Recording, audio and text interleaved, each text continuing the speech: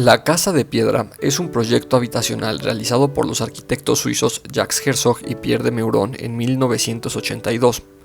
La vivienda se localiza a 10 kilómetros de la costa italiana de Liguria, específicamente en la parte superior de la accidentada topografía del poblado de Tabole, irguiéndose como una atalaya vigilante del mar.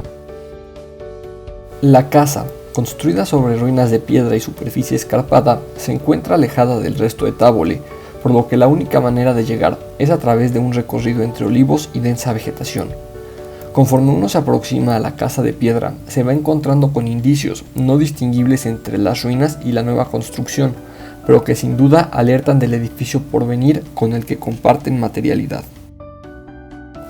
Al concluir el recorrido, se llega al plano horizontal sobre el cual se desplanta la vivienda, misma que se muestra dominante sobre el territorio. Sin embargo, no desentona ni se ve como intrusa. Al contrario, el edificio emerge de manera natural para imponerse a la geografía. La relación de esta casa con el entorno es espectacular, no solo por la forma en la que dialoga con la naturaleza, también lo es por la forma en la que aprende de la construcción tradicional de la zona y por la manera en la que es tratada la construcción vernácula para convertirla en contemporánea.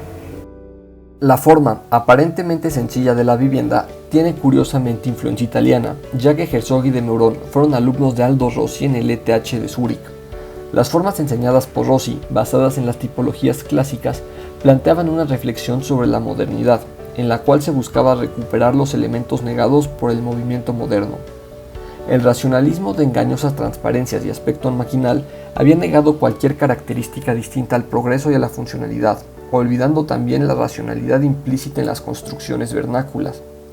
Rossi planteaba que la arquitectura racional no necesitaba ni cubiertas planas ni funcionar como máquina ni olvidarse de los muros. Él proponía otro tipo de racionalidad basada en las tipologías tradicionales. Todo esto conduce a que Jacques y Pierre aborden la arquitectura con otra visión de modernidad. La manera en la que Herzog y de Meuron trabajan está fuertemente influenciada por la condición epidérmica aprendida de Joseph Beuys, misma que concuerda con los principios de Semper, quien distinguía la condición estructural racional y constructiva de los revestimientos y las cubiertas. Semper plantea que la arquitectura es una estructura revestida, teoría que claramente desarrolla la dupla suiza en la vivienda de Tabole, al enfocarse en el carácter ornamental y simbólico del cerramiento, descartando su función estructural.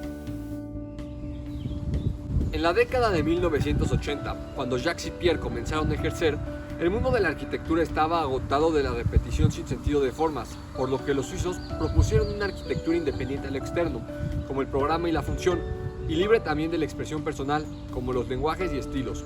La arquitectura debía ser el resultado formal de su propia lógica, y tan solo había un camino: volver a los orígenes.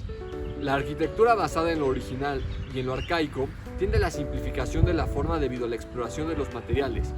Una estrategia proyectual de la dupla consiste en renunciar a los aspectos formales e individuales de la obra para convertirla en un objeto de reflexión.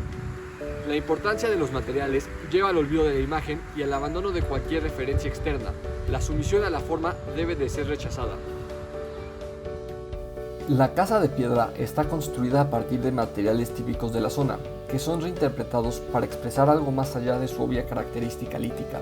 Los muros, o mejor dicho, los cerramientos, fueron edificados utilizando la misma piedra que encontraron en el lugar, que era empleada por los italianos para modificar el paisaje y así poder construir plataformas sobre las cuales cosechar olivos, una práctica que cada vez es realizada con menor frecuencia, convirtiendo así a los muros en un símbolo de una cultura que está en decadencia, construido a partir de sus propias ruinas.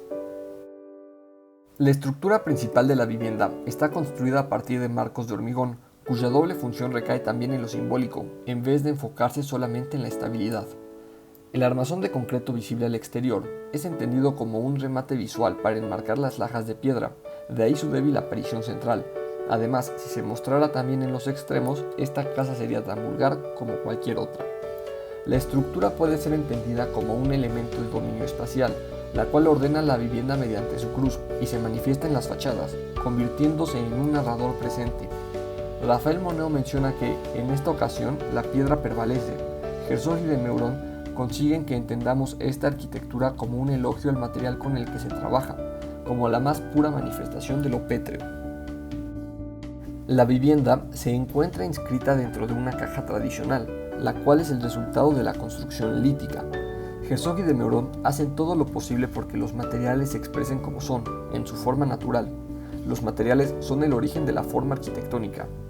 En la construcción y los espacios como consecuencia de la misma es donde se encuentra la arquitectura de los suizos. Debido a las características físicas de las lajas de piedra, en el volumen predomina la opacidad y como consecuencia la hermeticidad con el entorno. La casa busca ser un refugio de la naturaleza para encontrarse con uno mismo.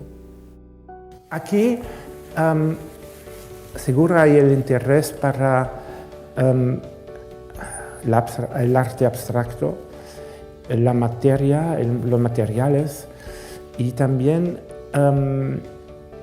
yo veo algo de esconderse en la naturaleza porque encontramos el material en el sitio mismo.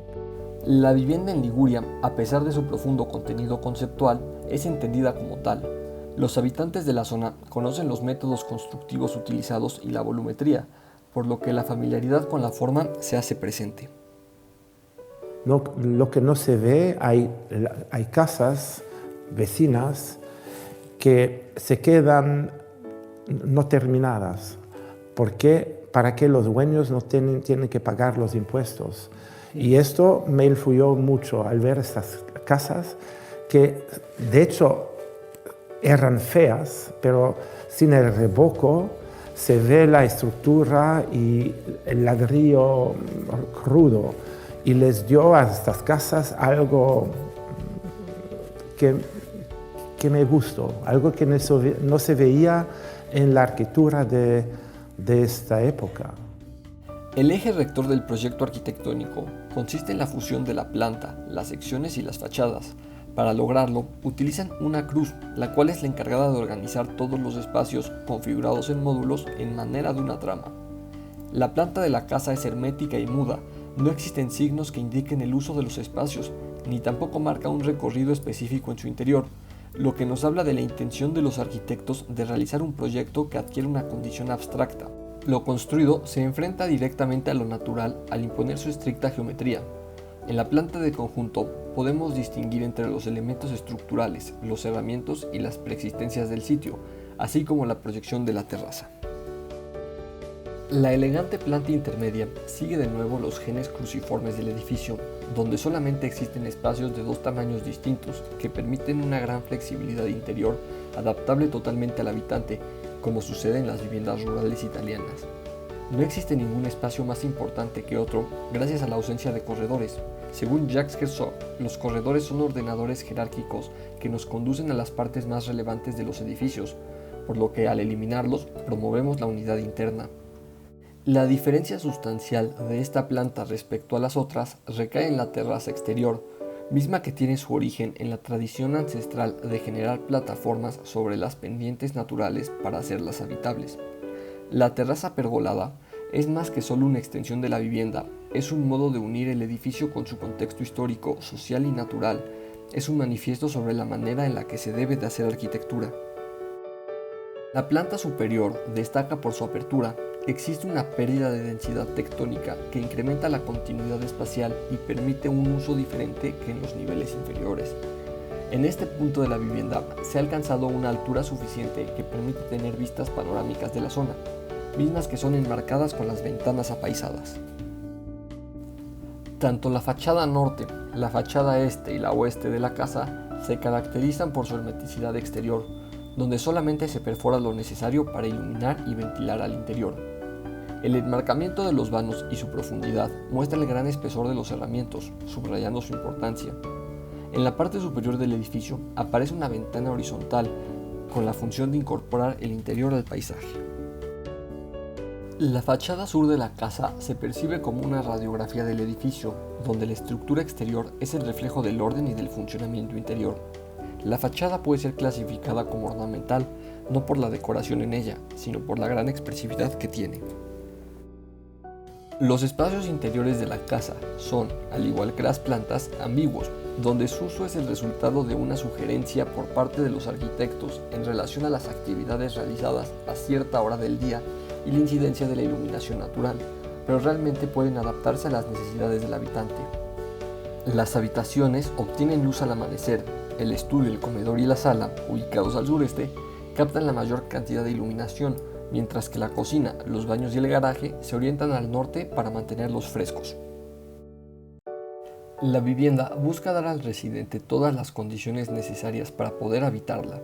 El acceso, oculto entre muros de piedra, nos dirige mediante una escalera a la terraza exterior, a partir de la cual se ingresa a la vivienda, generando un recorrido similar al peregrinaje que nos conduce a un atrio para purificarnos antes de ingresar al hábitat. A pesar de los espacios aparentemente inertes, la morada tiene toda la potencialidad de ser apropiada. La casa es solamente un contenedor. El hogar es la expresión del habitante mediante la individualización de la vivienda. La arquitectura de principios del siglo XX se enfocó en crear objetos perfectos, artefactos artísticos desprovistos de vida, perdiendo la empatía con el habitante. Pretendía construir edificios para el hombre moderno, lo que reducía a todos los hombres a uno solo, un ideal inexistente, olvidándose de su historia, su quehacer y sus sueños. En la casa de Távole existen elementos que favorecen la interacción entre las personas y el edificio. Como diría Palasma, esta arquitectura está basada en verbos más que en sustantivos.